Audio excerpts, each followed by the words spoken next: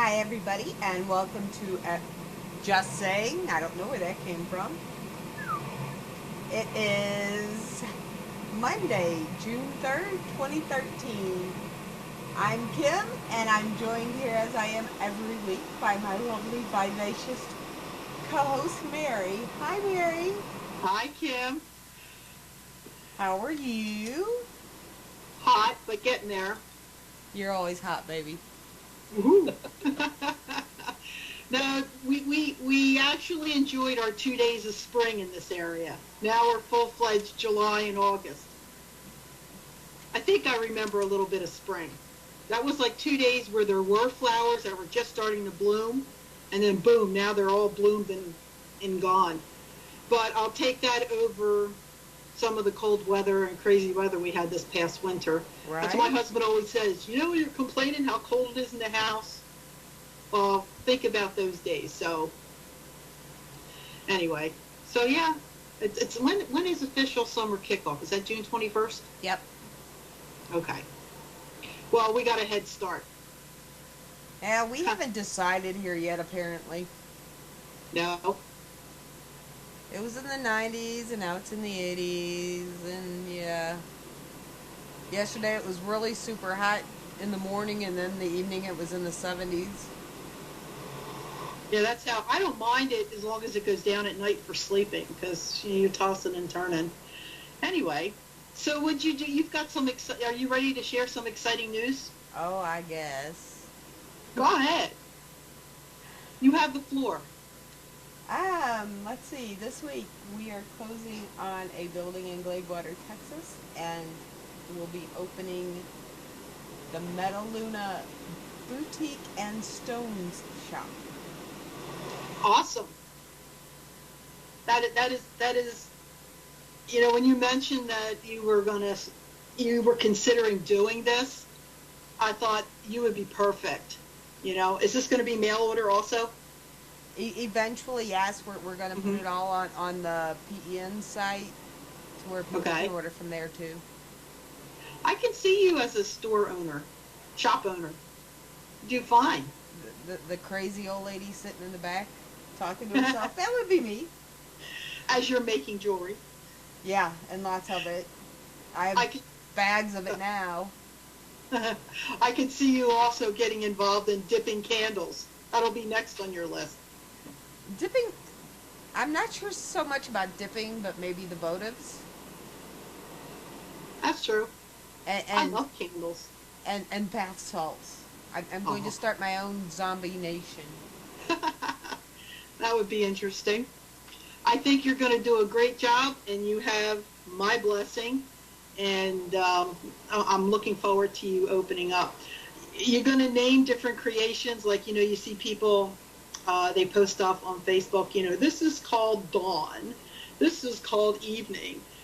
You're going to name things? Well, you know how my brain works, so it may not be the best idea. Well, yeah, I thought for sure you'd want to come up with a Mary G. Well, of course. One for every one of your animals and the name of every one of my cats. It could be interesting. But anyway, congratulations. And I'm not going to say I hope it's a huge success, because I know it's going to be a huge success for you. Thank you. Yeah, I can't see naming bath salts Jimmy or Spanky, though. As long as you don't come up with like fragrance toilet tissue, and that's what you put my name on. You know, give that to somebody else. Actually. Oh, I just opened up a can of worms with that one. No, I was sitting there earlier. I was heading to the bathroom, and I thought I should put on the bathroom door at the shop. YOUR, your EHA Nation Station. Urination Station. Oh, jeez. This is why I'm not naming things. Okay, I forget what my suggestion on naming pieces after people and things. So, anyway, congratulations, and look forward to your grand opening. Thank you. I didn't have an exciting week, but had a kind of cool weekend. Well, I didn't. Well, yeah, you know, what am I saying? I didn't have an exciting week. I got to go to my son's, who's a police officer. They had the, May was like National Law Enforcement Month throughout the whole country. Mm-hmm. And they did their thing at his township on Wednesday, and we got a call. They don't like to let the officers know that they're going to get something, and they make a sneaky call to the family. And my daughter-in-law called me and said, "You're requested to go to this function." So over I go, and here he got one of the, I think it was like 4 awards that were handed out. It was for excellence, had to do with a drug bust. So we were there, we got plenty of pictures, and I felt like the proud mom. And my husband, of course, he's proud papa. He's taking pictures left and right. And then he extended the proudness over this past weekend. Yesterday, he competed in a competition called the Tough Mudder. And I'm like, what's that? Because he told me months ago he was going to go for this thing, and he's been training for over 6 months. And he showed me the video. He brought me to the site, and home comes this video. And I was getting worn out just watching people do this. And it's 10 to 12 miles, and there's 20 obstacles. They have to climb walls, rope, rings, monkey bars. And the last thing, which I think was, not that it was funny, but his expression was, as we talked earlier. Oh, it was funny. By this time, they've already been in mud, 30 feet of water, the whole 9 yards, right? And the very last thing that they do is they run through this, I guess it's about 2 foot of mud and water, and there's these electrical wires hanging down. So while they're running through, they're getting all zapped. And my husband got a picture of him like, all zapped. But you know what? He completed it. It was like 95 degrees yesterday, and he made it. He looked like a tomato when he got home, but he had a great time. And I did post some pictures on Facebook, so if anybody's on my Facebook, go check it out. At the end, they hand them a T-shirt, and they get this headband. And he's holding it like this, all smiles. He's got mud all dripping down. My husband caught a really great shot. So I'm proud of him. And if you're listening in tonight, Rick, I love you, and I couldn't be any more proud. Anyway. Yeah, and if you're listening in tonight, Rick, congratulations, and get the tadpole out of your ear. Yeah, we won't talk about his poor ear. He came home with a sore ear. So anyway, we have a really good show planned tonight. Do tell. You want me to tell? Sure. Okay. Well, I don't have a written up bio because I happen to know this person a little bit. Talked to her beforehand for like an hour. But our guest tonight, she started out as a photographer, and she's got her own company. It's called, let me see if I get this right, Past Images by Anita. And what she does is she takes photographs that you have that are maybe older ones, family heirlooms, special occasions, and that need some work because they're kind of delicate. She actually takes them and enhances them and makes them look beautiful. It's like a work of art and love for her. So how cool is it, Kim, that you're able to do a job that you really love? Because I don't know what that feels like. That's very cool. Yes, it is. She later went on to become an executor to a will of one of her friends. And that's why she's here tonight, to tell the bizarre story of what occurred on being a nice person. She's also an author of one book, and she's in the middle of writing her follow-up sequel to the first book. So tonight, we are welcoming Anita Jo Intenzo. Welcome, Anita. Thank you so much, Mary and Kim. Really, it's a pleasure to be on your show tonight. Thank you.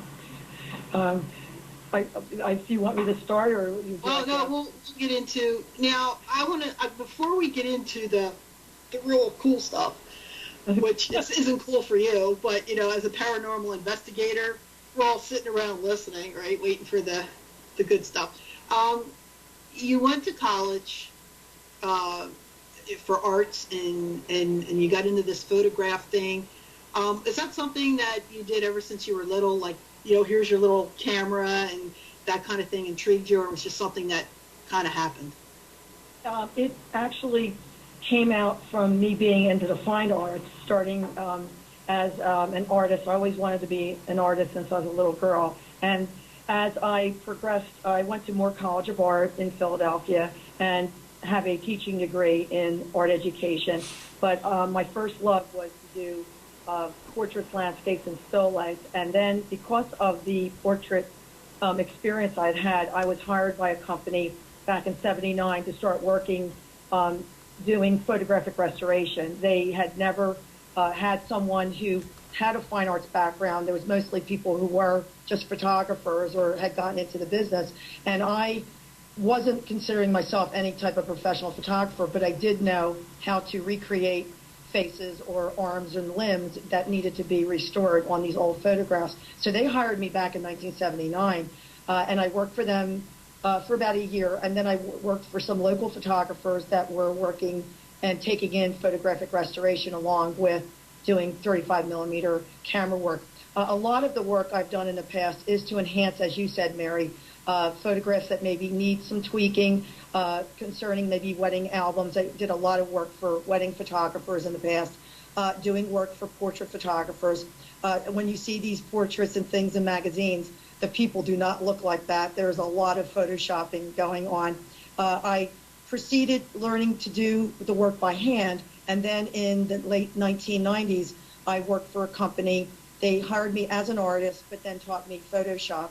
And then I worked for that company for about 4 or 5 years and became their head photo restoration artist for the company, and used a lot of the techniques as a fine artist, incorporating them using computer techniques, and have now become considered like one of the probably top photo restoration artists in the country. A lot of old photographs people have at these historical associations, they'll call me for consultations, things they have in their collections, and they're really not sure how do we go about preserving these things. And I get a lot of referral work from genealogy conferences, a lot of private work, people just by word of mouth. Of course, I've advertised in different periodicals, but it's been a labor of love for me to be able to restore people's families' treasures. Someone will come in with an old photograph thinking that it's probably ready for the trash heap, and I will take it and I'll say, no, I can fix this for you. I can restore it. And there's very little pictures in the past that I haven't been able to restore, but as long as there's an image there, I'll recreate things. If they have another photo of someone's face and the other face that they want to use is not really that well detailed, I can use aspects of other features of the face and incorporate that into the other photograph to try to complete the photo. It's been many years of different, just trying different things, working with sepia, black and white, color photography, putting in different backgrounds. I tell people, photos do lie. That person might not be in that situation where you see them. Like I've done for my son and his wife, they had a picture of them in Mexican hats at a local festival, and then I just put them in the background of looking like Mexico. So then they sent the pictures to their friends, said, hey, we were in Mexico for the weekend, but it really wasn't true. I just fooled around and we had some fun with that. But that's really how it got started, because of the fine arts, working in photography. I don't consider myself really any type of great photographer, but I do know photographs, and I'm able many times to correct family histories that they think a picture is much older or younger than it is, and I'll see by the clothing or maybe even the hairstyling, and I'll tell them, guess what, you have a picture that's 15, 20 years older than you actually thought it was, and they are actually then have to go back and redo their history a little bit with their family members, because they'll see, wait a minute, she's telling me this photo is a lot older than what we thought, because they're thinking it's got to be after the Civil War, but photography came into being in 1830s, so you have a long traditional history of wonderful photographs being taken and helping people, date their work. So. Well, speaking of helping people, this thought just came into mind. Have you ever had anybody approach you that are looking for their family and all they have is an old photograph that the person most likely could be dead, but now that we have Facebook out there, people are finding lost relatives left and right. I mean, for example, I'll use me as an example on this. My mother and father didn't get married. Mom got pregnant. They put me up for adoption. Okay, and here I am at my age. I don't want to die not knowing where I came from, but all I have is this old picture that they gave me at the orphanage. Okay. Have anybody ever approached you in that capacity on trying to find who they were and who they belonged to from an old picture? I've had people approach me, bring me an old photo. It's basically is trying to get copies made so they can put it out on the internet in a digital format, that they want to do, as you're saying, maybe do a search through Ancestry.com type of thing. I have done some things for in the past, like with police work, where we had a missing serviceman, and they wanted to update what he might be looking at and looking like. And here there was a picture his parents supplied, and they had to upgrade it from a picture they had when he was on maneuvers, from then a portrait. So we had to like shorten his hair, because the picture that they needed to go out to, out with the FBI and whatever they could, needed to be the most current. So we had to use different aspects of different photos and create what he might look like at the moment it was a missing person. And with your idea as far as a picture, that could be perhaps enhanced by just maybe seeing the surroundings or getting some idea of the picture, if it's in a room or if it's in an area, that maybe there can be something discussed from the actual picture. Maybe there's some other things in the picture that maybe some people might not realize, and if it's not out there, they might not know how they can help you. But you see me, Mary, I would love to be able to see your photograph and see what I could do for you. And maybe have you actually put it out at all, your photographs? Oh, no, I was just, I know who my mom and dad are. I was just using as an example. Oh my gosh. You punked me.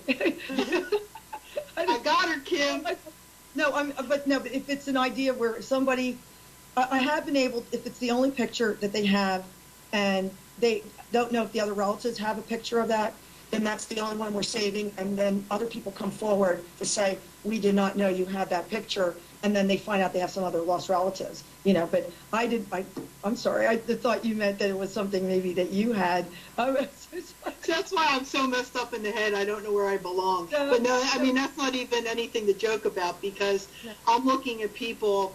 I saw a bunch of them like last month where they're holding up signs saying their name.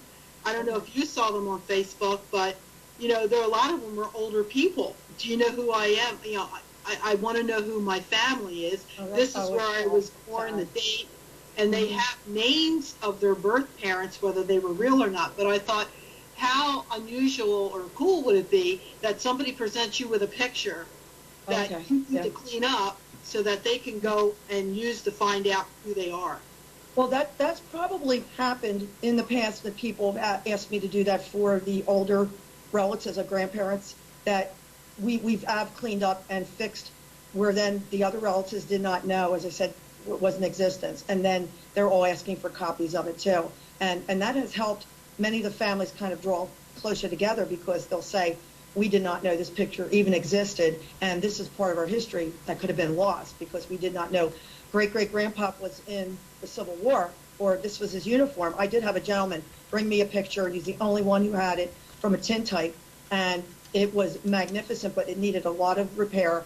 We fixed it up, and then he surprised his relatives by making 40 copies of a 4x6 and putting that in Christmas cards, and then saying, guess what I have here? And they were just thrilled because they did not know that picture even existed. So I have been able, in some ways, maybe reconnecting people with ancestors or their images, and they'll say, wait a minute, I do look like Uncle so-and-so or Aunt, because these pictures show them where they came from, it might be where it's 100 years ago, but you see family resemblances, which is amazing, to see that. So it's a unique field to be in, and it's very gratifying to help people, with that. And every job I do is unique. I'm never bored, because you never know what picture someone's going to bring you. Fix it, maybe make a collage of deceased members so they can have a family tree, right in a photographic poster type of thing. And it's really, whatever I can try to do, I'll try to do, and make it as unique as possible.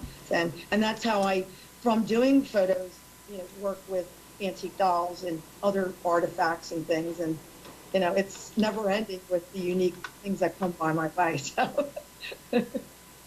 Do you also do like repairs on pictures? Like, I have a picture of my brother and myself when we were 2 and 3, I think. And it's like an 11 by 18, and apparently one of his many women threw it out the door and busted it, and part of it got ripped off. Okay. That could be, if you have all the pieces, I scan them, and as long as you have the pieces, or even can recreate parts of the pieces that are missing. But what we do is you scan as much of the original as possible, because even though you tape the original, you're going to see the tape where it's not really going to be a perfect repair. But when you do Photoshop, after the picture's been scanned into the computer program, you seamlessly make the repairs, and the pictures look better than the originals a lot of times. This is what's so great about having the Photoshop as a tool. You can get a picture that's maybe faded, and through the tools of Photoshop, enhance it and bring back details that you can't see on an original, especially something that might be 150 years old.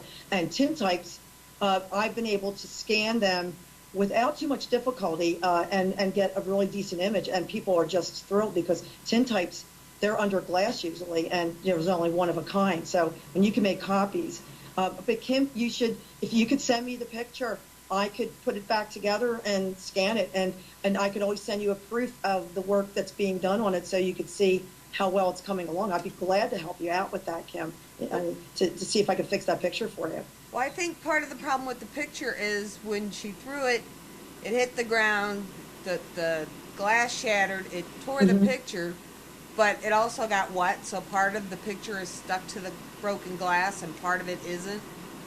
I've scanned through the glass, Kim. So if you want to keep everything the way it is, and if you could pack it safely, I would say don't do anything else to it, but just leave it as it is, because I have scanned pictures through the glass, and that's better to get the image that way, because if you try to take it off the glass, it'll rip, and then parts will be missing that I won't know how to recreate. But if you think you can, send me what you have, pack it really good. I'd be glad to see what I could do for you on that. I've done things that people think that are impossible to do, and I'm usually the last resort. I'm the photo doctor, they call me. Try to help the patient from expiring completely. So we'll see if we can save the photo from it completely destroyed. Well, speaking of expiring, I have to make the crossover now into the other stuff. But before I do that, this is another thing that's popped into my head. When you're cleaning up these pictures, and that's not probably the best word for it, do you ever see anything that doesn't belong in those pictures? You know what I mean. Normally, what happens with some pictures, people have a preconceived idea of what the image is, and I've actually had to tell the people, sadly, this is not Lincoln's reflection in the mirror of your ancestor's house, or, they think they have things that they don't really have. One brings to mind the picture of a little boy standing in a field, and people insisted to me, this is my great-grandfather holding a chicken leg in his hand during a picnic, and he got startled because Butch Cassidy or Bonnie and Clyde ran through the field, and he got startled, and he got up from the picnic table and he's holding a chicken leg. And I said, I hate to tell you, there's no chicken leg in his hand. It's a little bunch of flowers. He was in a field picking flowers. I don't think he was startled at all by Bonnie and Clyde or some outlaw going through the field, because they have these stories and they don't make sense compared to what the picture is. But I have had to hide some things for people that they do not want in the picture. So that, to get back to the other way, might be like, say, a bride holding a beer can, and she's really sorry that that's a really nice picture of her, and the beer can does not look great, holding it in the picture. So I've had to put a bouquet of flowers over top of it, So or wipe out people from like divorcing people. So we'll make them into a plant, or we'll just eradicate them. It's terrible to say, we have to erase them, make them into a background. So I was thinking more like a ghostie. You know how you have those pictures of people sitting in the chair, and then there's. It's funny you say that, because I've realized now, I think I've actually retouched out spirit orbs in pictures, and people told me they were dust spots, because now that I am involved in this and see for myself what orbs look like on pictures, and I have them in my own collection, I've now realized I've actually taken off spirit orbs that have been on people's jackets and things through maybe 100 years ago and never knew that's what that probably was. And it wasn't, I don't think it was from the negative being, like slightly filmy or some kind of defect. I actually think there might have been some orbs and pictures and never knowing. I've been retouching pictures. You never know. Never realized I might be retouching out spirit. Just wiped out, the whole thing. But anyway, speaking of spirits and whatnot. Well, wait a minute. Let's go back to the kid in the field. Maybe Bonnie and Clyde scared him so much he dropped the chicken leg, and they handed him the flowers. You know what? It could be. It could be. But it's just, I destroyed the family legend. That's all I did. Because I said, I could see by the, those were exactly at the time when the picture was taken. Those flowers belong in his hand. And what else would this child be doing in the field of flowers? He did not have a chicken leg in his hand. So this is the kind of things that are just so funny. Next, when you have a gentleman coming to you with a World War I submarine photo in black and white, and he thinks I'm Ted Turner who's going to colorize it internally for him, I said, he said, I want you to tell me what colors this was. I said, it's a black and white photo. Yeah, but with your computer, can't you tell me what colors the submarine and the flag and everything was, this German submarine? I said, no. I said, I'm not Ted Turner. I don't have the program. If you tell me what colors they are, I can recolorize it. But I can't tell you what originally these colors were. It's a black and white photo. So that's the kind of requests I'll get. They're totally serious. It's funny. It's so funny. Do you understand that you could actually change history by putting the wrong colors and things? Yeah. Right. Next time they right. ask you to do that, make it the color of a chicken leg. Sure, he was holding a chicken leg. Oh my God. Oh, that's too funny. It's funny. It's too funny. But that's why my job's so interesting. Well, speaking of interesting, you have a book that you've written about an experience that I don't think any of us would want to deal with.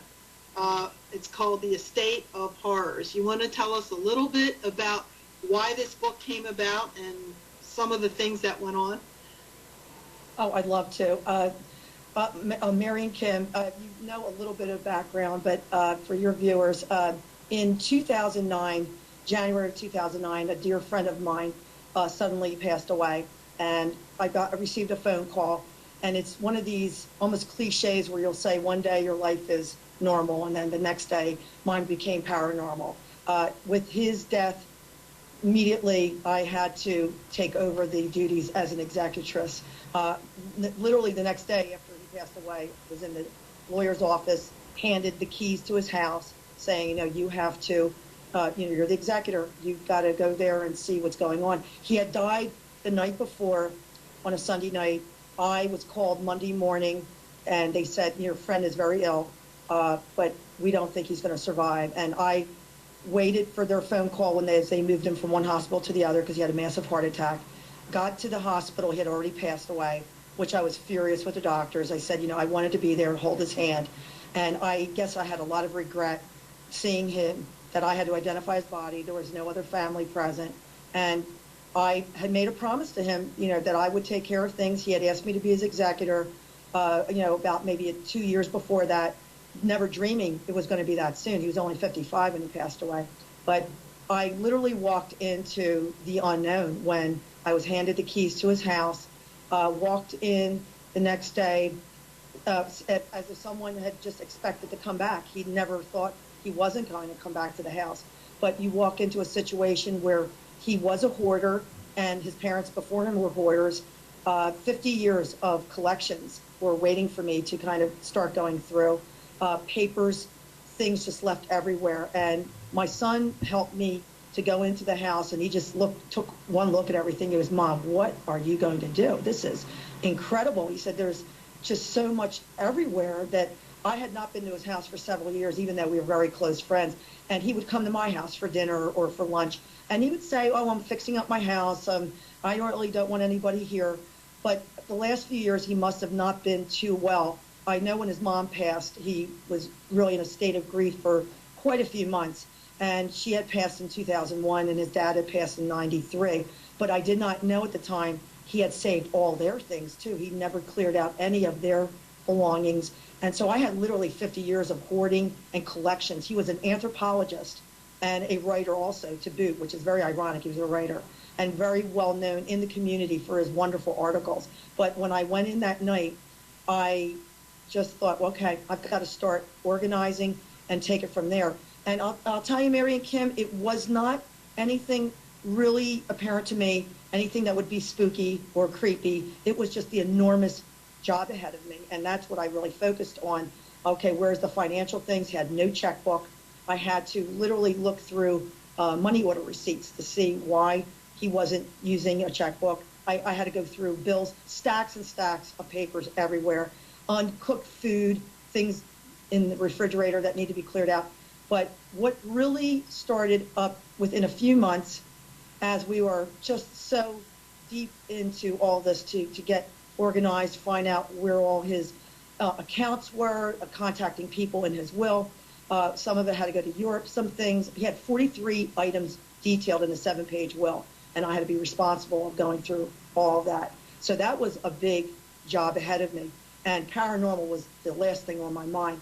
But a few things started happening, which we didn't put our finger on right away, because my son and I, we've always been interested in watching the ghost hunter shows and watching movies and you know, just things like that for entertainment, and never really delved into the world of spiritual, you know, mediums and anything really like Ouija boards and tarot cards. That was just something that you saw other people on TV. But what really started happening was a few weird things occurred that we could not explain. We actually had something at my house started with only a matter of a few weeks. One of the objects I brought home that he had willed to me was an Indian petroglyph.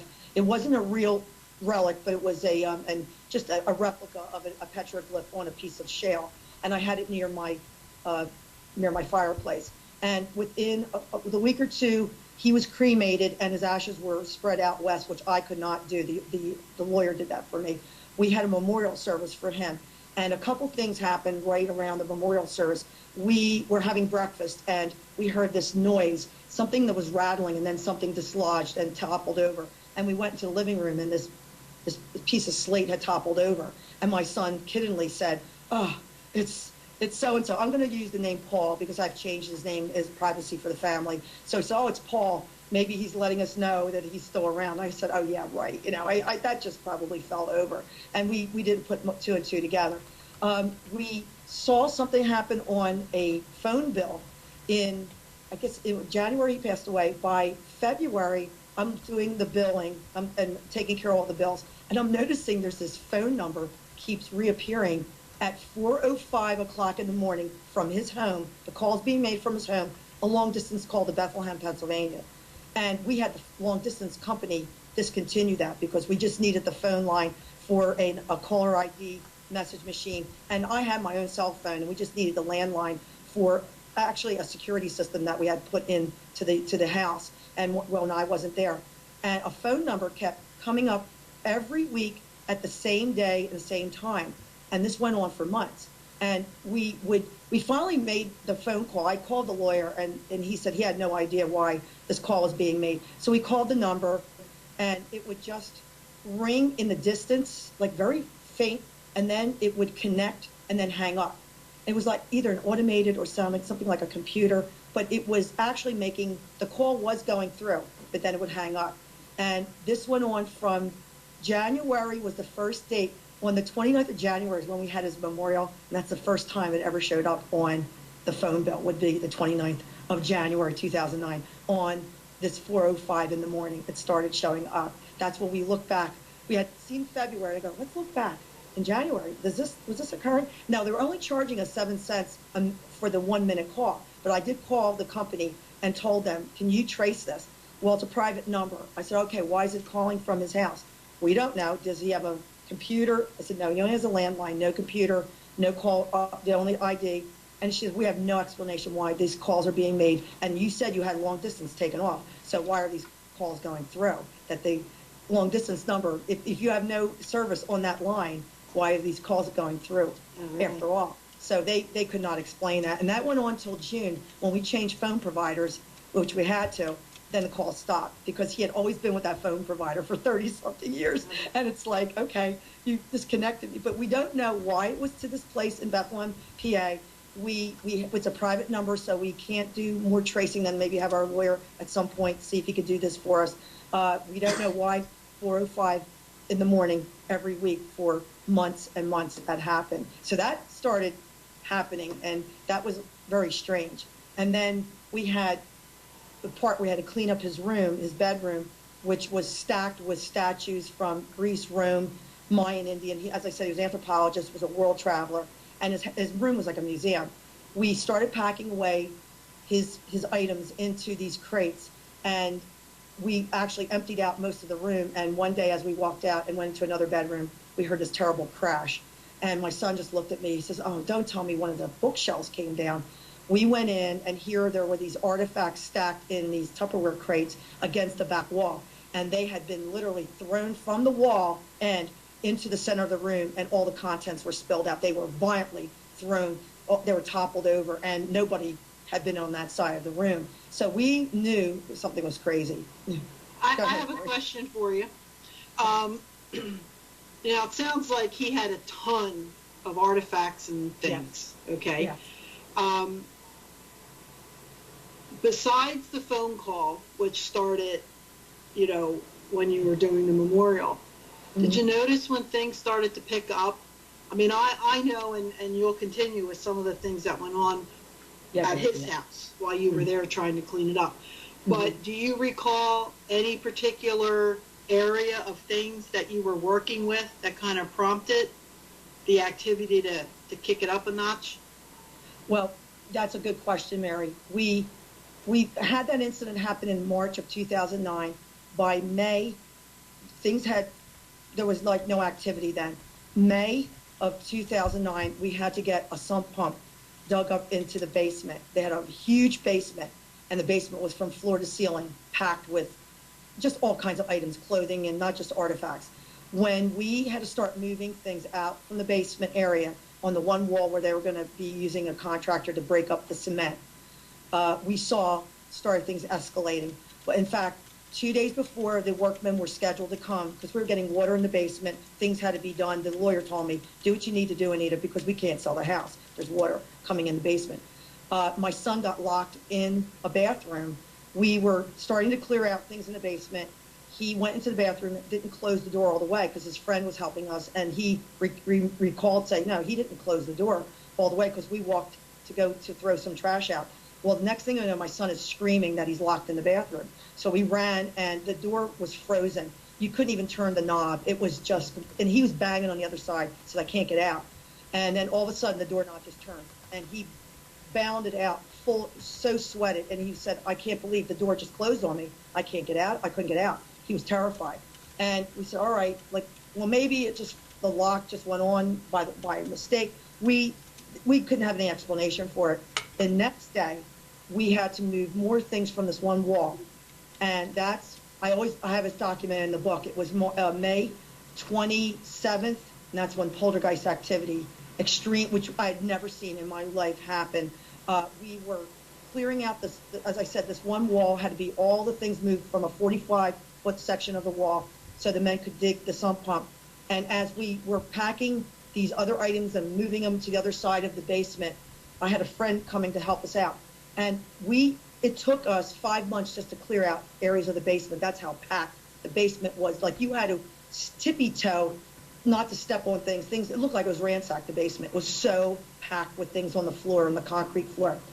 Well, being that we cleaned out the floor area and you could see the floor finally, well, when something fell, you actually heard it fall now. It wasn't that it was on top of something. So my son was in one part of the basement, and he said to me, what is going on? I keep hearing things being like thrown or something, or something's just falling. And I wasn't paying much attention. I was so busy trying to get this work done before the men were going to come the next day. And I said, look, Chris, I don't know, maybe you dropped something. Maybe you dislodged something. It started again. He goes, wait a minute. He says, I stood up and I saw 2 cassette tapes just go right by my face and crash against the wall. And then I heard it. I go, really? And I saw it. And as I was standing near the end of the staircase to the basement, I saw a black thing go right by my face. And I jumped back and I started screaming. I go, what was that? And we turned around and it was a black leather glove. And as I this basement had 15 wardrobes of clothing.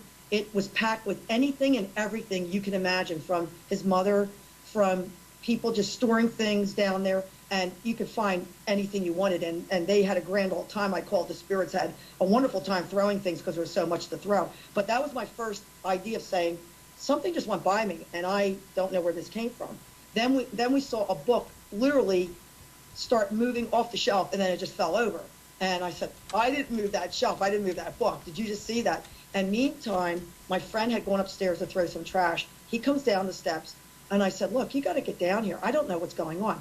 And he was very skeptical. He says, what are you talking about? I said, no, something is flying. There's things flying around the room here.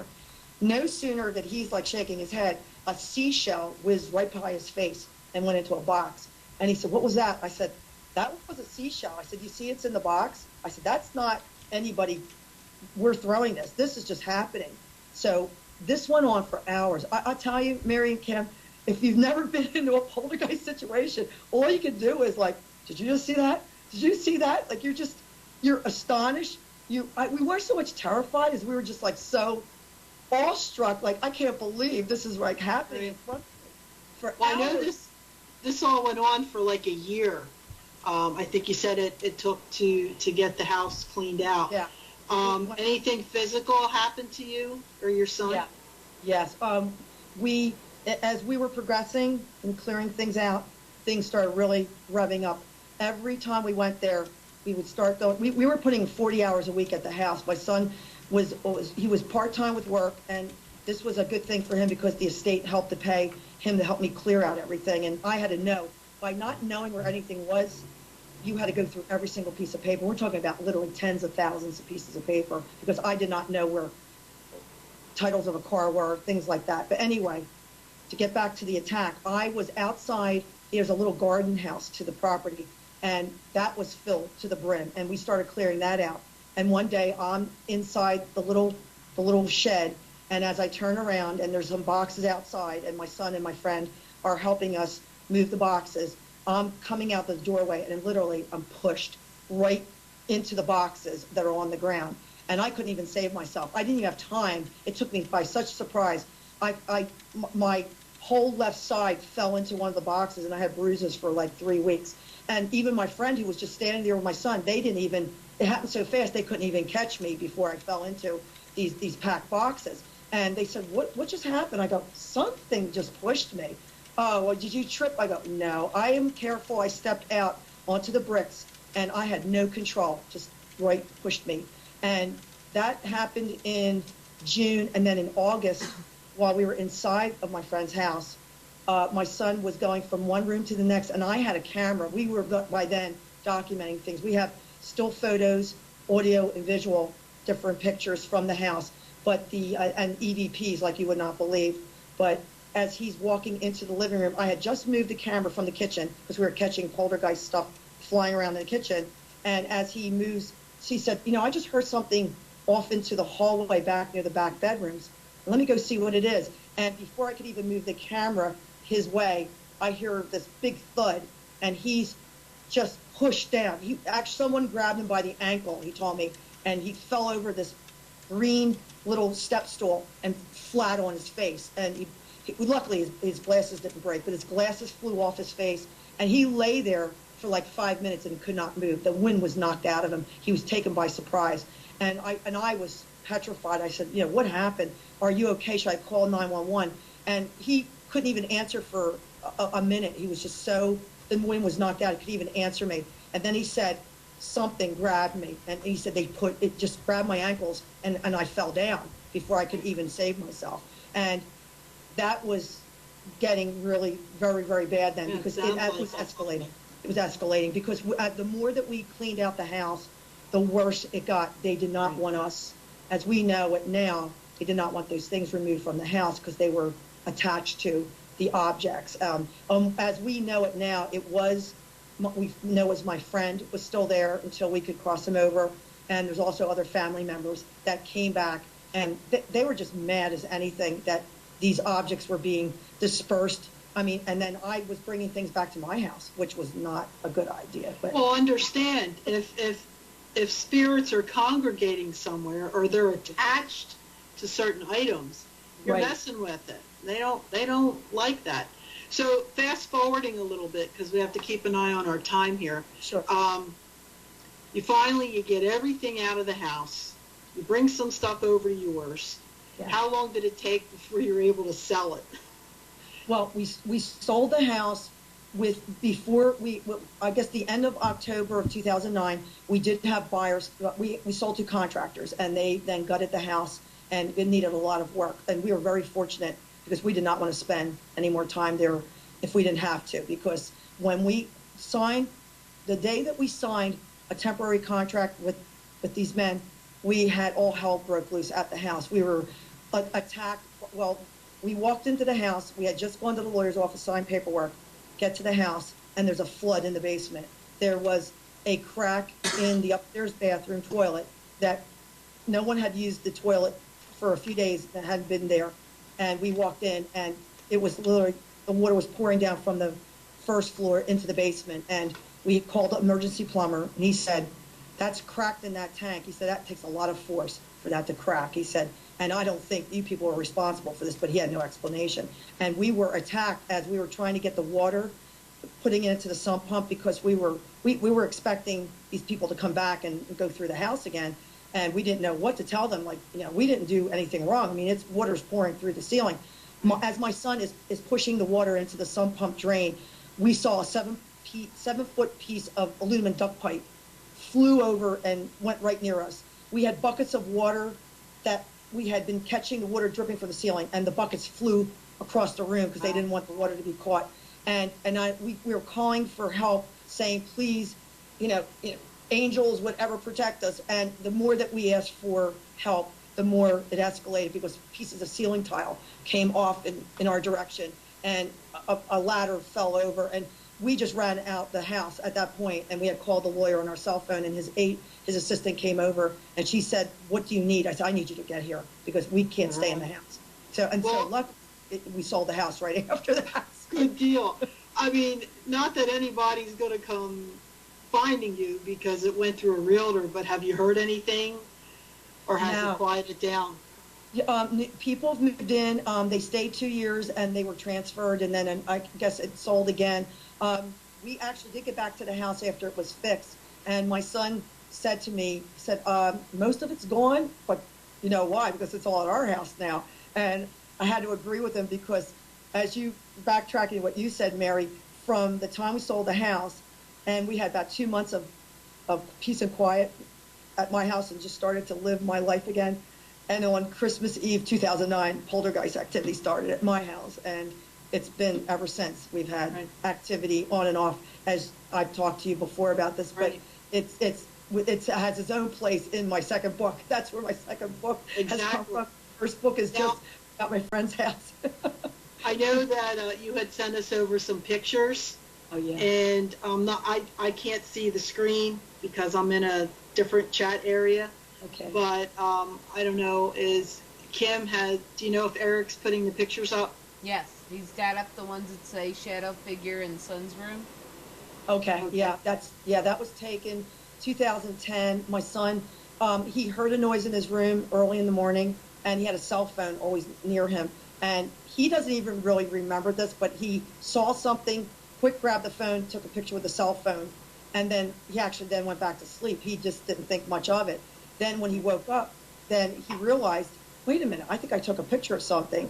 And he showed me, and I said, well, Chris, go back to your room and take a picture of like where you originally took this, because we want a before and after. And there is a few things moved around actually in the after picture, because he was taking a shirt off and he didn't realize he should take another picture of show what it really looks like normally, his, a chair with a Philly shirt or something on the top. But that dark figure, we've seen that before in the house, and that terrified my son. He said, I don't know who that hooded figure is. And his room is quite active and has been active for a few years. Well, he's been kind of got the brunt of a lot of things. If I can recall when you and I spoke, Didn't he get sick a lot from, Yes. he had actually had to leave that house because for some reason it was tuning in onto him. Yes, he's very sensitive and has since he's been a real become a psychic medium. He doesn't want the gift. He's he's actually tuning things out at this point. He's trying to block the spirits coming to him because they came to him quite actively in June of 2010, and that's all documented in the second book. But he was getting attacks of nausea and feeling like cobwebs were always on his face, and there was no cobwebs in the basement. There was actually no living creature, not even a bug would live down in that toxic downstairs basement of my friend's house because it had black mold and water had been seeping in for years, and it was the most horrendous smell that you can imagine was in that basement that we had to go through. But he's gotten the brunt of a lot of things and has taken it very good humorly, but yeah, he kind of passes it off, but he's quite in tune with the psychic forces around him. His bedroom, as I said, has been very active. We have, I think, an 8-year-old boy who has visited him in his room, and he stays near my son for past protection because he said he did not like the bad man in our basement. So go figure, like one spirit being afraid of another spirit. But yeah, the things that are going on in my house is, it's been crazy too. So, but I would advise people, don't bring anybody's items from one house to another unless you know what they are. Well, yeah. We as a paranormal investigator in my earlier days, I used to get calls from people, in the group. I was in a group. Come over and check out. We've got this activity going on. And, of course, you go in and you're looking around and you're taking pictures, and you see this odd-looking chair sitting in the corner. Where'd you get that? Oh, I picked it up at a yard sale. Yeah. It doesn't have to be a relative that left it to you. People just buy, antiques. It's strange though, Mary. All the antiques, like dolls especially, that I know people actually have a phobia about dolls, that they don't like them. There's actually a word, pedophilia, I think, that people don't like dolls.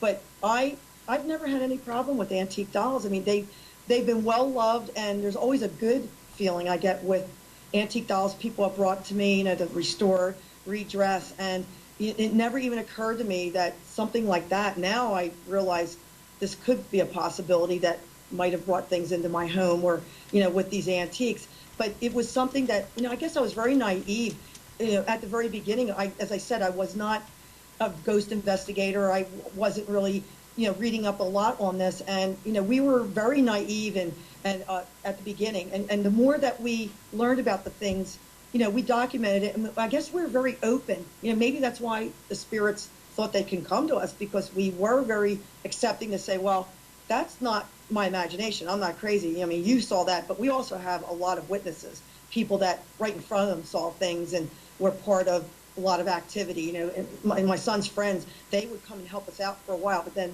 they would not come back to the house after a few times. They would be too scared. They said, well, we wore out. We wore out our welcome. We don't want to go back there. So tell us about some of the pictures you sent over. Were pictures of strings made into, I don't know what it was made into. Where are these coming from? They started a couple of years ago, Mary and Kim, out of nowhere. It was a blue silk thread, maybe 3 or 4 separate threads. On my son's work table. He's an artist and a model maker. He does a lot of painting he has a painting station in our house. And on top of his paints was his blue silky threads. And he said to me one day, Mom, your threads are on my paints. And I said, no, they're not mine. He knows sometimes I would sit near where he was, and I hand sew doll costumes sometimes. But I recognized, I said, no, that's not anything that I've worked with. I said, that really looks like raw silk, these threads. So I didn't think much of it, and I didn't throw them out, though. I don't know why. Something told me not to throw them out. I just laid them on top of my coffee table that night. The next morning I came down, and I saw the blue threads on I have a brown carpeting, and the threads were on the carpet. But when I took them up, they were made into a loop pattern. They actually had been hand-worked. And I called my son. I said, look at this. I said, remember those threads last night? He goes, yeah. I said, look at them now. He goes, yeah, they're somebody worked them. He said, who did that? I go, I don't know. So that was the first one that was in 2010, I think, that it's documented on pictures. And it happened about a year later. I was just walking to the kitchen, come back, and there's these blue threads. I saw immediately on my carpet, and I picked it up, and it's all hand worked again, but really elaborate. And I go, oh, darn. I said, what is this? And I just say, thank you, whoever did that. This is really beautiful. I'm thinking it's got to be a woman doing this because it looks really delicate and like lace, or somebody is working. So anyway, that happened. And then a couple days later, as I'm sweeping my steps to go upstairs, there's another one on the step right in front of me. And my son's friend was in back of me. In fact, he was ready to go upstairs to see my son. And I said, well, wait a minute, Danny, I'm trying to do something here. And he goes, okay. He said, well, did you get that thing that's on the step? And yeah, I picked it up, and it's another handwork thread. And this was blue also. And I just was shaking my head. I said, oh boy, I said, I saw that before I swept it up. In other words, she made me see it on that step as I'm approaching it, or whoever wants me to see this. So then it was a lull of months, and then it started up again. And this time it was in the bathroom where my son told me later. I went to the bathroom, saw it on my tan tile, this red thread. And I picked it up, and I go, that looks like that's been worked, but I'm not really sure. And I put it on the windowsill for my son to see when he woke up to go into the bathroom. And he said to me, Mom, what is this? I said, that's a red thread that's been worked, I think. He said, that red thread came from my T-shirt 3 days ago, and I stuck that in the trash. It was a real long red thread from my new T-shirt. I put it in the trash. I said, well, that wasn't in it. I said, that was on the floor, and looks like it's been worked. So we just kept documenting these. And then it really revved up this past 3 or 4 months, from January till I just got one two weeks ago. It's almost like they were every week on a Sunday. I've been getting these handwork threads. Now they're different colors. It was red, there's purplish gray, black. And my son called me. I was at my mom's, where I take care of her in the evenings, and he called me Sunday night. He says, Mom, the lady left you another gift. I said, what? He said, it was on the steps. It's black this time. He said, you have to see it. It looks like an eternity knot in the middle. I know that you have been posting some of these on Facebook. Yeah. Asking, do you recognize this, the design? Anybody come forward? Someone emailed me. She said, check out a website for the hair weaving from the Victorian times. Apparently there's a society that does this ancient or very unique technique of taking human hair and weaving it into very, very fine jewelry. And they did this back in the Victorian times, which I recognized that when I first saw it, I thought, does it look like crocheting? Because my grandmother crocheted, and I have her needles and things packed in the basement. But it's actually too fine for maybe even, it's so thin, the threads, it's like somebody took a needle and worked it, because it's almost like lace, or it's so fine, these. Yeah, I mean, I've seen the pictures, and it is very unique.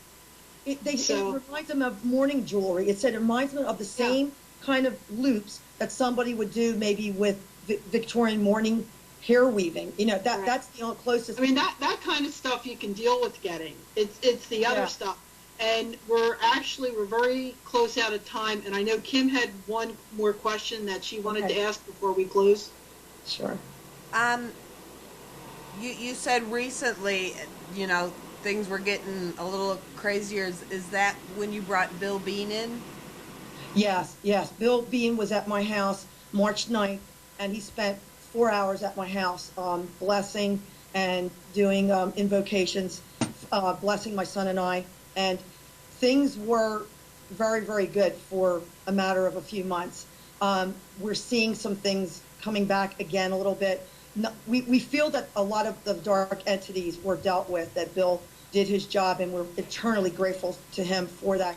But we feel that there is still some things going on, maybe resident ghosts, that they decide they have not left. And someone has said to me, if you allow the good spirits to still stay, or you're okay with that, they're allowing other things to still come through, maybe. So, maybe you've got to, it might be where we're going to have to deal with, it's all or nothing. Everything's going to have to be out of my house as much as possible. In fact, the artifacts are going to be put up on auction at some point, and we're going to be getting rid of my friends, all these artifacts, because there's ancient artifacts that we know that can't be good, that we have some of them in the house, some of them are packed in another location, but it's an ongoing thing. I mean, we're not 100% there having a normal life again, and I don't think it's going to be normal, for even another short amount of time. But we're hoping things might clear out and maybe have a normal life again. But I tell people, stay tuned. I hope they're on the journey with me, because I want people to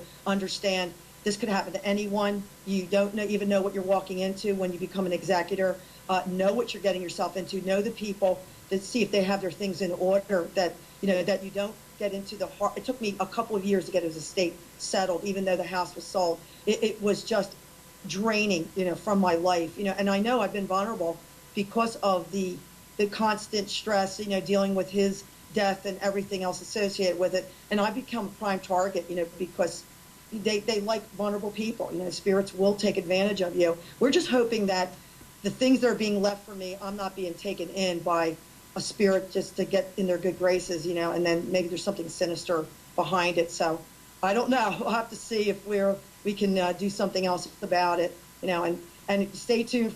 We have to even investigate our backyard to my house. Is on a 1800s property, so it's very much the area, I think, is affording paranormal activity. It just happens to be you're at the right place at the right time, maybe, kind of thing. And having me on your show, I'm hoping other people would maybe identify with this, and maybe they'll get something out of this, to protect themselves too. Well, Anita, unfortunately, we're running out of time. And we don't want to give away too much so that people will actually go out and buy the book once it gets published. Oh, we haven't even scratched the surface. So they'll have to buy the book when it's out if they want to know all the other parts of the story, which is more incredible than what I've even told you. So there's a lot more. Well, where can our viewers find you for AnitaJoeIntenzo.com/A State of Horror. If you just go AnitaJoeIntenzo.com, my website, it'll take you to that actual page of A State of Horror, the paranormal story. It'll give you a little bit of background on other things that are happening. You can visit me on my Facebook page, A State of Horror, or Anita Joe Intenzo, and I always have things up on there, pictures and things, and let you know what's going on. I have a YouTube video of my book trailer, which you can find that on the Estate of Horror Facebook page. You'll see the link for that on there. And, I've got an agent who's working really, really hard to get this book out. And we have publishers right now that are reviewing the book, and hopefully it'll be out soon. We can tell viewers that the book will be out, but we'll have to say, it's a waiting game, when you are dealing with agents and publishers. So but it's all good. Oh, absolutely. Well, we wish you so much luck with the publishing, and we'd like to thank you so very much. And I would also like to thank you for the two pieces of jewelry that you sent for the Paracon.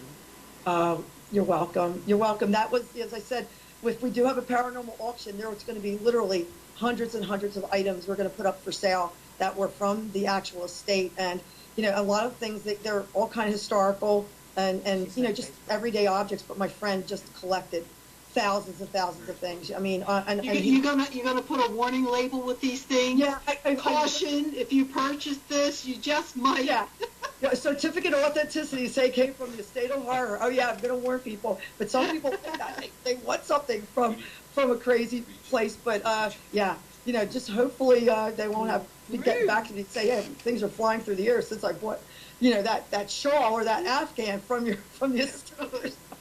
But I want to thank you so much for your time and having me on your show tonight. I appreciate it. Pleasure.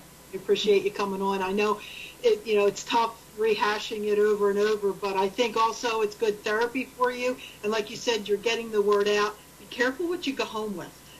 Oh yeah, definitely. And as you know, you have your own stories too, Mary. I mean, the cautionary tale. It's a cautionary tale. So. Exactly. All right. Well, thank you for joining us, and we have to say goodnight to you and talk a little bit about our show next week. But I will be in touch. Thank you so much, Mary and Kim. And Eric, thank you very much, all of you. You've been wonderful. Thank you so much. Thank you. Bye-bye. Okay, Kim, gives me a new insight into going to an antique shop. We figured out that if I reach across to my craft table that my hand goes into your ear. On the video, it like looks like it's going into your closet or behind your head. It's funny. Leave it to you. So anyway, next week's show, who do we have on? I don't know. Who do we have on? Let's see. Jen DeVilliers. She is a paranormal researcher out of Liberty, Texas. Okay. Yeah. All right. Sounds good. But But, don't forget, people, if you haven't got this yet. What? oh, If you haven't got this yet, you need to get this. Right here. I can't see you, so I can only assume what you're holding up. It's called Animals Impacting the World. That's right. Animals Impacting the World. You don't have your copy? Shame on you. I just put the book in her closet. I can probably literally toss it. There you go. Oh, well, my poor closet. It's been crazy today. But anyway, thank you, everybody, for joining us tonight. And, oh, wait, we have an announcement. We have a new show coming up tomorrow, correct? We do, and we're Yeah, all I'm kinds of blew out about that show. Go ahead. excited. Tomorrow night, we got a new show coming out. I'm not even going to say the name. I'm going to let little Missy in the chat room type the name because I think it's two side chicks or Two sites. A View from the Fringe with Patty, Zachus, and D-Dub. And Yeah. you must tune in for this because if they're anything like they were up at the Shanley, Lord help us all. Yeah, and that's an understatement. Anyway. Just you make sure that they either both have a lot of wine or a lot of coffee and everybody will be safe. That's right. Yeah, she said she's going to stare us. All right. Well, thanks for joining us, and stay tuned to all the fantastic shows this whole week, including Pima TV. Yes, and this Friday, our special guest is Martha Hazard Decker from East Texas Paranormal. All right. Sounds good. Only one thing left to say. Say good night, Mary. Good night, everybody. Bye.